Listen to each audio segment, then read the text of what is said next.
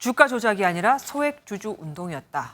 어디까지 믿어야 할지 모르겠습니다. 한번 따져보죠. 경제부 최은미 기자와 함께합니다. 어서 오십시오.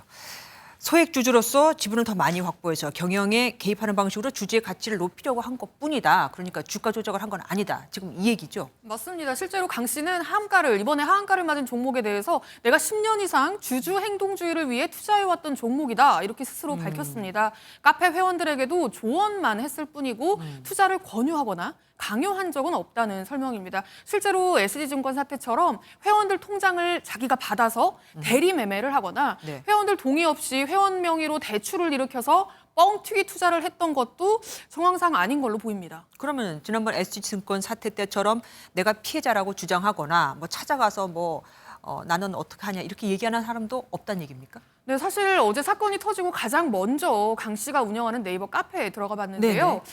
난리난 시장 상황과는 다르게 너무 조용했습니다. 강 씨가 사건이 터진 후에도 글을 올렸는데 네. 댓글이 응원하는 댓글이 대부분이었고요. 그래요? 그러나 이번 하한가 사태로 강 씨와 관계없이 이 종목에 투자했던 투자자들은 하루아침에 날벼락을 맞은 셈이죠. 어제 네. 하루 동안 사라진 5개 종목의 시가총액만 5천억 원이 넘습니다. 그럼 어제 그 한가 사태는 왜 일어난 겁니까?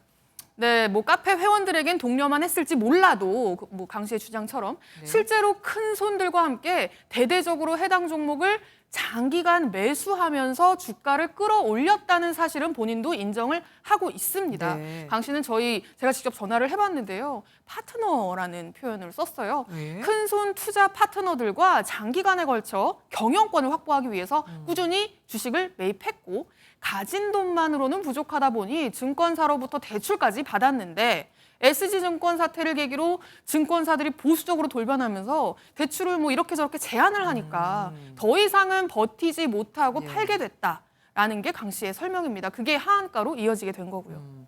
파트너라고 지금 얘기를 하셨잖아요. 이게 참 애매합니다. 왜냐하면 이 사건이 만약에 주가 조작으로 판명이 되면 그분들도 다 공범이 되는 거 아닙니까? 네, 그렇습니다. 강 씨가 이 파트너들을 영입하는 과정에서 만들었다는 제안서를 한번 보시면요. 네. 이번에 하한가를 맞은 섬유회사 박림에 투자를 제안하는 내용입니다. 지분 4%, 100억 원어치만 추가로 매수를 하면 경영권을 장악하고 장부상 저평가돼 있는 물레동 부지를 매각해서 4천억 원 이상 현금을 확보할 수 있다고 되어 있습니다. 네. 실제로 강 씨는 이 파트너들과 꾸준히 박림 지분을 매입했고요. 지난해 12월에는 직접 주주총회에서 감사직에 도전하기도 했습니다. 결국 실패했지만요.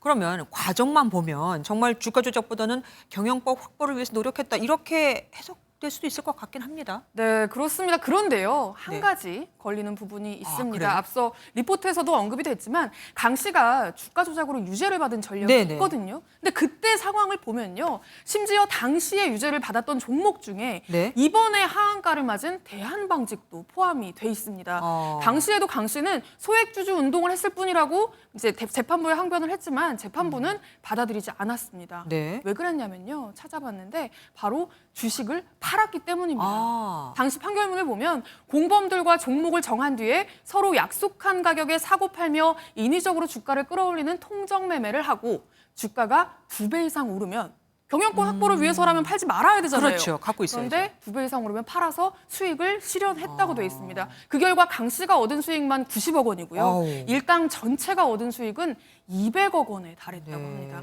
소액주주 운동을 표방하면서 개미 투자자들을 현혹해 주가를 띄우고 뒤로는 그걸 개미 투자자들한테 떠넘기면서 수익을 챙기다 덜미를 잡힌 셈이죠.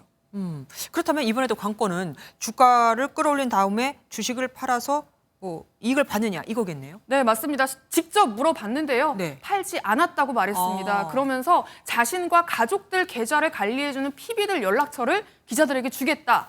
그들에게 자신과 관련된 계좌를 공개해도 된다고 이미 말을 해놨다. 이렇게까지 얘기를 했습니다. 스스로 공개를 하든 검찰이 영장을 받아서 들여다보든 이게 핵심이 될 걸로 보이는데요. 만약 이번에도 겉으로는 소액주주 운동 운운하면서 뒤로는 주식을 팔아서 수익 내기에 바빴다면 혐의를 부인하기는 어려울 것 같습니다. 그럼 도대체 이익은 누가 본 겁니까? 네.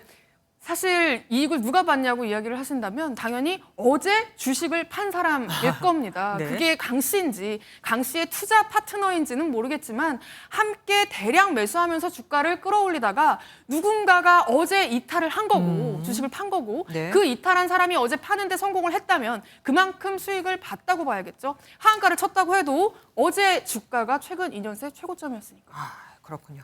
지금까지 최은미 기자와 뉴스 추적 함께했습니다. 안녕하세요. 김주하입니다. 공정하고 신속한 MBN 뉴스 유튜브를 통해서도 만나보실 수 있습니다. 특히 더 많은 뉴스와 라이브를 보고 싶으시다면 오른쪽을 눌러서 구독하시면 됩니다. 어렵지 않죠? 빠르고 정확한 뉴스로 계속 찾아뵙겠습니다. MBN 뉴스를 시청해 주신 여러분 고맙습니다.